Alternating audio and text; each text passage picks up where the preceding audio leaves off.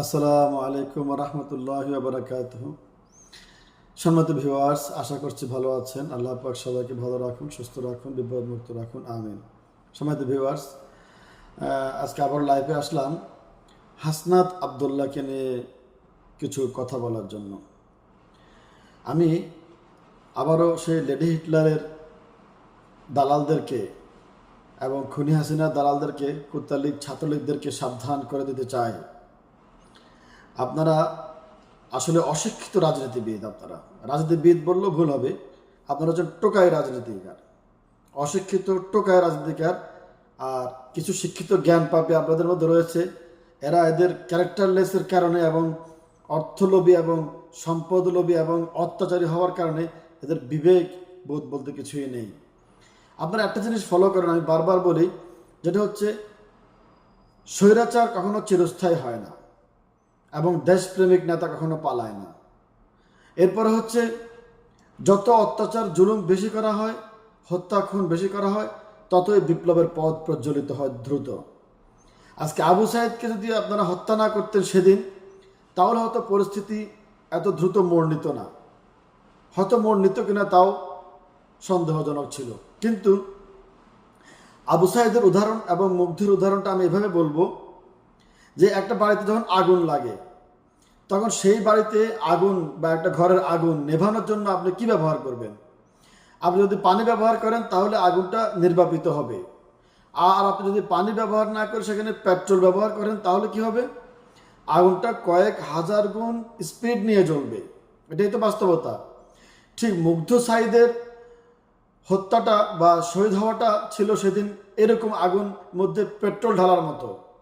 যখন সারা পৃথিবী বা বাংলাদেশের ছাত্র জনতা যখন এক হয়ে যায় এবং তাদের সাথে যখন আপামর জনসাধারণ, আপনার বৃদ্ধ, নারী, পুরুষ, শিশু থেকে শুরু করে সর্বশ্রেণী, রিক্সা ড্রাইভার, কুলি, মজুদ থেকে শুরু করে সবাই যখন একজোট হয়ে যায়, ঠিক ওই মুহূর্তে যদি আপনারা এই কথাটা আপনাদের লেডি হিটলার বলতে পারতেন অন্তপক্ষে যে ঠিক আছে, আমরা শান্তভাবে তোমাদের সব দাবি দাবা মেনে নিতে রাজি আছি, আর কোটা প্রথা, বৈষম্য প্রথা আমরা উঠিয়ে দেব, এই কথাটা বললেও হয়তোবা পরিস্থিতি অন্যরকম মোড় নিত।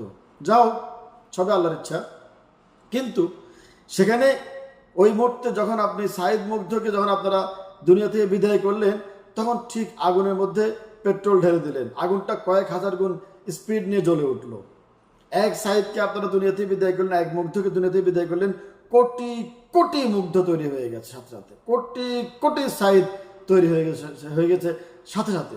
এবং ছাত্রদের মধ্যে, মানুষের মধ্যে এবং সাধারণ জনগণের মধ্যে সহ এমন একটা স্পিড কাজ করেছে যে যেখানে আমার ভাইকে দুনিয়া থেকে চলে যেতে হয়েছে, তাহলে এই দেশকে মুক্ত করেই ছাড়বো, স্বাধীন করেই ছাড়বো, আর এই মাটি ছাড়বো না। এজন্য আপনাদের পতনটা ত্বরান্বিত হয়েছে, দ্রুত হয়ে গেছে পতনটা। এই বিষয়টা খেয়াল রাখবেন। এখন এই বিষয়টা আমি কেন বলতেছি, এখন আপনারা করলেন কি, বহুরূপ ধারণ করতে করতে আনসার লীগ হয়ে আসলেন। আনসার লীগ হয়ে আসার পরে আমাদের সমন্বয়ক, ছাত্র সমন্বয়ক হাসনাত আবদুল্লাহর উপর আপনারা আক্রমণ করলেন। এতে কি লাভ হচ্ছে আপনাদের বলেন?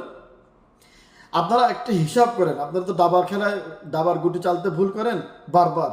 একটু হিসাব করেন যে রাজনীতির পথ এটা না, পরিষ্কার পরিচ্ছন্ন পরিশুদ্ধ পথ রাজনীতির পথ, আদর্শিক পথ রাজনীতির পথ।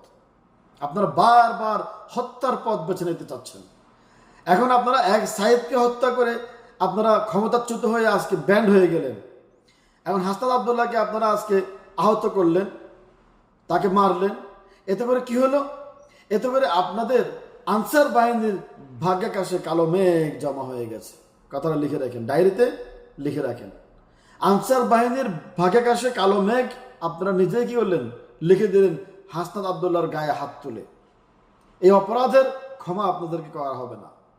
এমনকি এটাও আপনাদেরকে বলে যাচ্ছে আবার ওয়ার্নিং দিয়ে, আপনাদের নিশ্চয় আমাদের সেই ঢাকা ইউনিভার্সিটির বোনের কথা মনে আছে, যে বোন সাহস করে বলেছিল যে পেছনে ফিরে যাওয়ার সুযোগ নেই, আর পেছনে হচ্ছে পুলিশ আর সামনে স্বাধীনতা, সামনে স্বাধীনতা।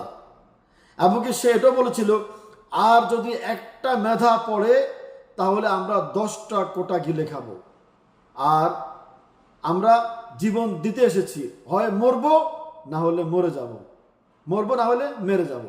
তো আপনারা ডায়েরিতে লিখে রাখেন, আজকে আপনারা হাসনাত আবদুল্লাহর গায়ে হাত তুলেছেন না, যদি আর কখনো সাহস করেন আমাদের কোনো এক ছাত্র সমাজের গায়ে হাত তোলার জন্য, যদি কখনো সাহস করেন, আপনাদেরকে বাংলার মাটিতে খুঁজে পাওয়া যাবে না। লিখে রাখেন ডায়েরিতে।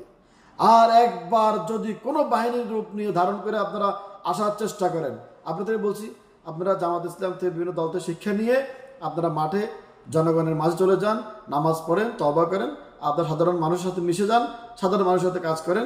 যদি আপনারা কাজ করে মানুষের মন জয় করে কোনোদিন আসতে পারেন জামাত ইসলামের মতো বা অন্যান্য দলের মতো, ওয়েলকাম। যাতে আপনাদেরকে ভুল স্বীকার করবেন, তওবা করবেন, ভালো মানুষ হয়ে ফিরে আসবেন, ভালো মানুষের সবাই মূল্যায়ন করবে। কিন্তু আপনারা ফিরে আসতেছেন বারবার হত্যা করার জন্য, ফিরে আসতেছেন বারবার হত্যা করার জন্য। ওই যে আমি বলছিলাম, ওই দিন উদাহরণ দিয়েছিলাম টিকটিকির সাথে, টিকটিকি আকাশের মেঘকে ধাক্কা দেওয়ার জন্য কি করে, পা উপরের দিকে উঠায়। আপনারা আনসার পাঠিয়েছেন সচিবালয় ঘেরাও করতে, আনসার পাঠিয়েছেন সচিবালয় ঘেরাও করতে। তো হাসনাত আবদুল্লাহ যদি কিছু হয়ে যায়, আল্লাহ তাকে সুস্থ করে আমরা দোয়া করি, হাসনাত আবদুল্লাহ যদি কিছু হয়ে যায় তো আপনাদের ভাগ্যাকাশে কালো মেঘ জমা হয়েছে, এটা মনে রাখবেন। দ্বিতীয়বার আমাদের কোনো ছাত্র সমাজের গায়ে হাত দেওয়ার যদি চেষ্টা করা হয় তাহলে উপযুক্ত শাস্তি দেওয়া হবে আপনাদেরকে, উপযুক্ত আইনের আওতায় এনে বিশেষ ট্রাইব্যুনালের মাধ্যমে দ্রুতগতিতে বিচার করা হবে আপনাদের। কথাটা মনে রাখবেন। আল্লাহ হাফিজ।